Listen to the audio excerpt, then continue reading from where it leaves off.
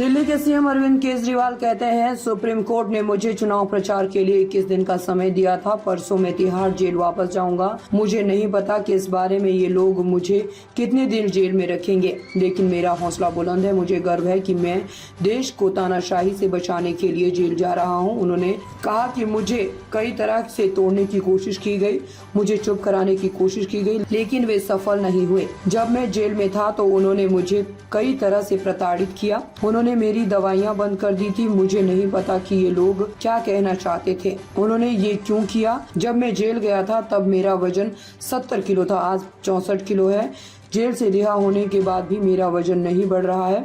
Doctor कह रहे हैं कि ये शरीर में किसी गंभीर बीमारी के संकेत भी हो सकते हैं। कई टेस्ट करवाने होंगे। मैं करीब 3 बजे सरेंडर करने के लिए अपने घर से निकलूंगा। हो सकता है कि इस बार वे मुझे और प्रताड़ित करें, लेकिन मैं झुकूंगा नहीं और जहां भी रहूंगा, अंदर या बाहर, मैं दिल्ली का काम नहीं रुकने दूंगा। आपकी मुफ्त बिजली, मोहल्ला क्लिनिक, अस्पताल, मुफ्त दवाइयां, इलाज, 24 घंटे बिजली और भी बहुत सी चीजें जारी रहेगी। और वापस आने के बाद मैं हर माँ बहन को हर महीने 1000 रुपए देना भी शुरू करूंगा।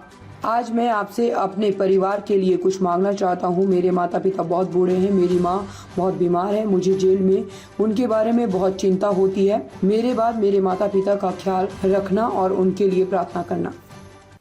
नमस्कार। माननीय सुप्रीम कोर्ट ने मुझे चुनाव प्रचार करने के लिए 21 दिन की मोहलत दी थी। कल 21 दिन पूरे हो रहे हैं। परसों मुझे सरेंडर करना है। परसों वापस मैं तिहाड़ जेल चला जाऊंगा। मुझे नहीं पता ये लोग इस बार कब तक मुझे जेल में रखेंगे, पर मेरे हौसले बुलंद हैं।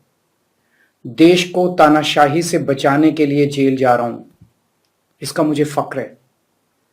इन्होंने मुझे कई तरह से तोड़ने की कोशिश की, झुकाने की कोशिश की, मुझे चुप करने की कोशिश की, लेकिन ये सफल नहीं हुए। जब मैं अभी जेल में था तो इन्होंने कई तरह से मुझे प्रताड़ित किया। इन्होंने मेरी दवाइयां रोक दी। मैं 20 साल से सीरियस डायबिटीज यानी शुगर का मरीज हूं। पिछले 10 साल से मुझे रोज इंसुलिन के इंजेक्शन लगते हैं। रोज मेरे पेट में 4 बार इंजेक्शन लगते हैं। जेल में इन्होंने कई दिन मेरे इंसुलिन के इंजेक्शन बंद कर दिए। मेरी शुगर 300 सवा 300 तक पहुंच गई। इतने दिन तक शुगर इतनी हाई रहे तो किडनी और लिवर खराब हो जाते हैं। पता नहीं ये लोग क्या चाहते थे, इन्होंने ऐसा क्यों किया। जेल में मैं 50 दिन था। इन 50 दिनों में मेरा 6 किलो वजन कम हो गया। जब मैं जेल गया तब मेरा वजन 70 किलो था, आज 64 किलो है। जेल से छूटने के बाद भी वजन नहीं बढ़ रहा।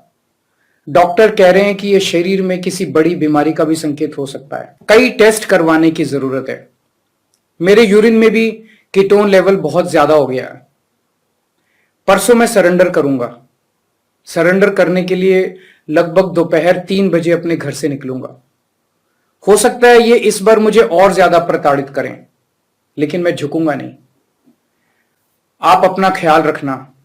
मुझे जेल में आपकी बहुत चिंता रहती है। आप खुश रहेंगे तो आपका केजरीवाल भी खुश रहेगा। मैं बेशक आपके बीच नहीं होऊंगा, लेकिन आप चिंता मत करना, आपके सारे काम चलते रहेंगे।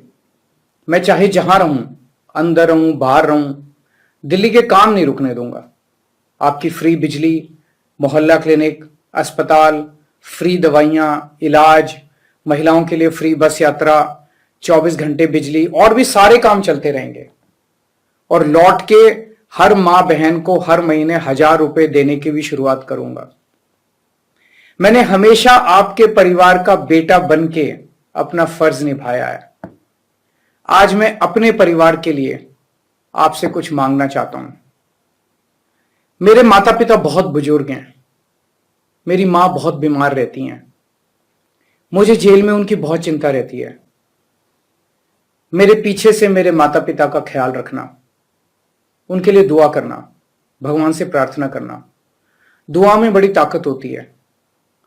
आप मेरी मां के लिए रोज प्रार्थना करेंगे तो वो जरूर स्वस्थ रहेंगी। मेरी पत्नी सुनीता बहुत मजबूत हैं। उन्होंने जिंदगी के हर मुश्किल वक्त में मेरा साथ दिया है। जब मुश्किल वक्त आता है तो पूरा परिवार एकजुट हो जाता है।